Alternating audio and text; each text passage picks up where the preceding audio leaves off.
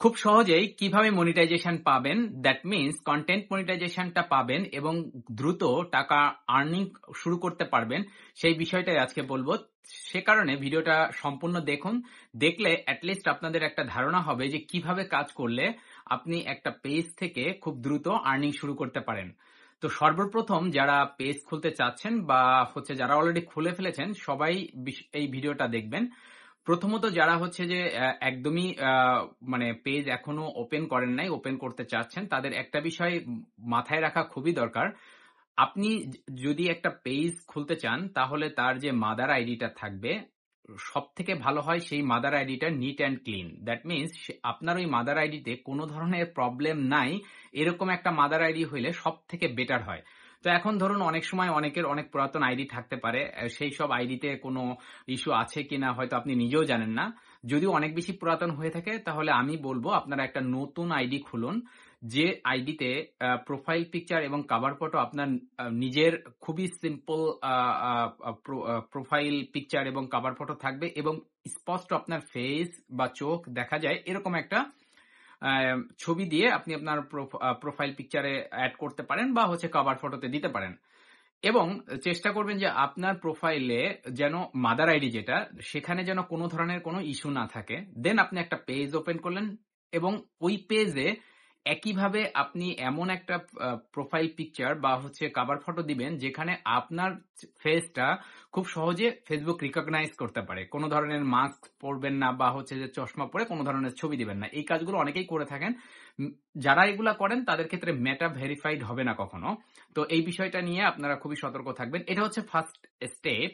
Secondly, আপনাকে video upload করতে হবে। এখন যেহেতু নতুন মনিটাইজেশন টুল আসছে কন্টেন্ট মনিটাইজেশন, সো এটার জন্য স্পেসিফিক কি ক্রাইটেরিয়া বা কি করলে আপনি এই টুলটা পাবেন এরকম কোনো কিছু যেহেতু লেখা নাই, কিন্তু ওইখানে লেখা আছে যে আপনার কন্টেন্টটা অথেন্টিক হইতে হবে, কোনো ধরনের সেন্সিটিভ কন্টেন্ট হওয়া যাবে না এবং আপনার ভিডিওর কোয়ালিটি খুব ভালো হতে হবে। তো আপনারা যেটা করবেন সেটা ধরেন আপনাকে তো ভিডিও আপলোড করতে হবে, অ্যাজ এ কন্টেন্ট ক্রিয়েটর হিসেবে আপনাকে ভিডিও আপলোড করতেই হবে। তো সেক্ষেত্রে চেষ্টা করবেন মিনিমাম 3টা ভিডিও আপনি রেগুলার আপলোড করবেন। তবে এই বিষয়ে সতর্ক থাকবেন যে আপনি প্রতিদিন যে টাইমে ভিডিওটা আপলোড করেন, প্রতিদিন যেন ঠিক একই টাইমে তার পরের দিনও ভিডিওগুলো আপলোড করেন। দ্যাট মিন্স সকাল, দুপুর বা রাত্রে এভাবে মেইনটেইন করে একটা নির্দিষ্ট ফ্লেক্সিবল টাইম আপনার জন্য যেটা ভালো হয়, সেটা সেই টাইমে প্রতিদিন ভিডিওগুলো আপলোড করবেন। এবং ভিডিও আপলোড করার পূর্বে অবশ্যই এর রেজুলেশনটা চেক করবেন। আপনি যদি ভয়েস দিয়ে থাকেন, সেই ভয়েসটা লাউড অ্যান্ড ক্লিয়ার হতে হবে এবং রেশিওটা ঠিক রাখবেন। রেখে আপনি প্রতিদিন 3 থেকে 4টা ভিডিও দিবেন। তবে পাশাপাশি আপনি অবশ্যই 1টা-2টা করে মানে ফটো দিতে পারেন বা টেক্সট আপলোড করতে পারেন, স্টোরি দিতে পারেন।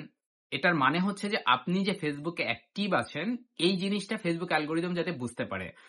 এবং প্যারালালি আপনি যেটা করবেন, মানে আপনার রিচ এঙ্গেজমেন্ট বাড়ানোর জন্য যেটা সহায়ক ভূমিকা পালন করতে পারে, সেটা আপনি অন্যের ভিডিও দেখবেন এবং ভিডিওটা সম্পূর্ণ দেখুন।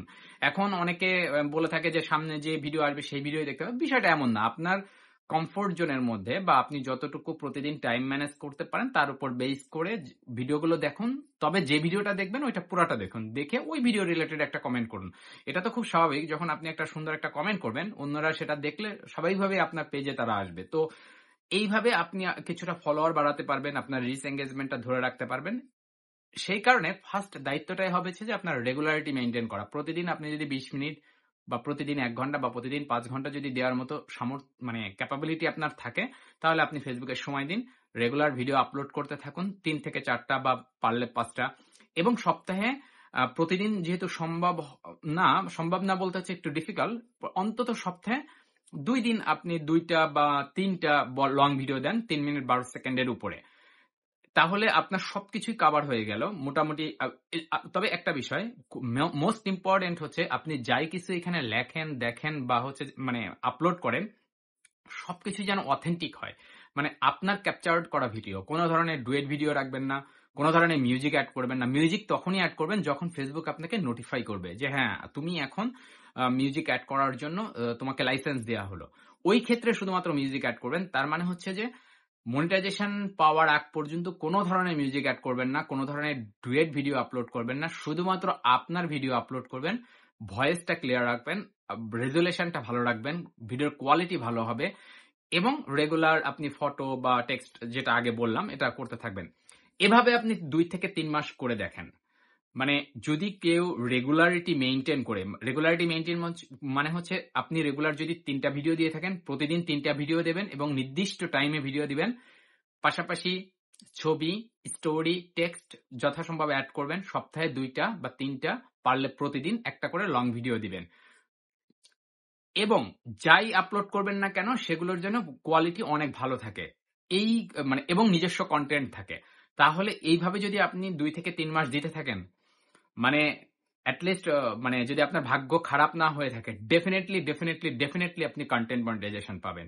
এবং সেটা ২ থেকে ৩ মাসের মধ্যেই পাবেন। আর সবথেকে আপনি কিভাবে নিজেকে মোটিভেট করতে পারেন? মোটিভেশনটা এভাবে আসতে পারে যে ধরেন আপনি যদি একবার এই টুলসটা পান, তাহলে আপনি ফেসবুকে যাই কিছু আপলোড করবেন না কেন সেখান থেকেই আপনি আর্নিং করার একটা সুযোগ থাকবে। তার মানে আপনি স্টোরি যদি আপলোড করেন এবং সেখানে যদি একটা নির্দিষ্ট পরিমাণ রিচ হয়ে থাকে, আপনি সেখান থেকে টাকা আর্ন করতে পারবেন। আপনি একটা টেক্সট লিখলেন, সেটাও যদি একটা নির্দিষ্ট পরিমাণ রিচ হয়, আপনি সেখান থেকে টাকা আর্ন করতে পারবেন। ফটোর ক্ষেত্রে টাকা মানে ইনকাম করতে পারবেন। Even long video, short video থেকে তো আর্নিং করতেই পারবেন। তার মানে হচ্ছে এই মনিটাইজেশন টুলসটা হচ্ছে খুবই মানে টাকা ইনকাম করার একটা ওয়ে। তবে অনেকেই অনেকভাবে বিভ্রান্ত হয়ে যান। বিভ্রান্ত হওয়ার কিছুই নাই। আপনি জাস্ট ৩ মাস, ম্যাক্সিমাম ৩ মাস চেষ্টা করেন। মানে প্রতিদিন ৩ থেকে ৪ টা ভিডিও দিতে। একবার অরিজিনাল ভিডিও দেন। সুন্দর মানে কনটেন্ট রাখেন। মানে সুন্দর বলতে হচ্ছে যথাসম্ভব ইউনিক কনটেন্ট বানানোর চেষ্টা করবেন। আপনার মনিটাইজেশন